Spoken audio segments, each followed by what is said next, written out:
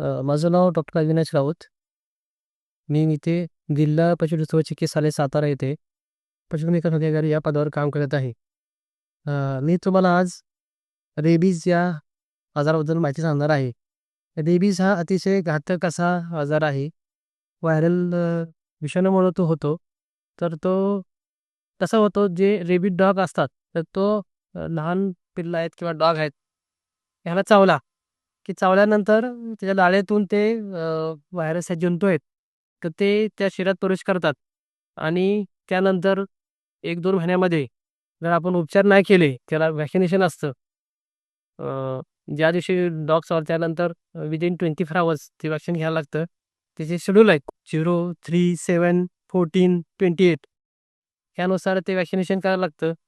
आणि जर आपण टाळाटाळ केली तर डॉग किंवा कोणीसुद्धा इव्हन ह्युमनसुद्धा, आता बरेच बघतो की आपण सध्या वाटके कुत्रे खूप वाढलेले आहेत आणि ते असे चावले माणसाला तरी तरी जर माणसानं जर वेळेस त्याला उपचार नाही केले, म्हणजे त्याला व्हॅक्सिनेशन नाही केलं, तर माणूस दगावतो.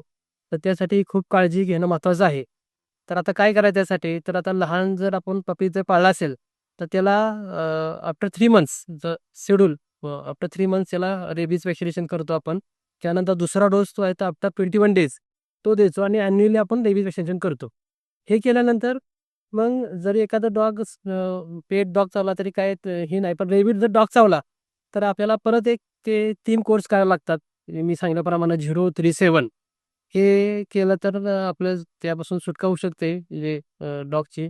आणि जर आपल्याला डॉग चावला, तर आपण म्हणजे टाळाटाळ न करता जे सरकारी रुग्णालय आहे, सिव्हिल हॉस्पिटल आहे, तिथे जाऊन आपण रेबीज व्हॅक्सिनेशन ते ह्युमन डॉक्टरच्या सल्ल्यानुसार किंवा जिथं डॉग चावला असतं तिथं ते इम्युनायझेशन करतात, म्हणजे अँटीसिरम देतात आणि त्याचे जे शेड्यूल आहे ते करत फॉलो ते केलं तर त्यातून आपली बऱ्यापैकी अटका होऊ शकतो.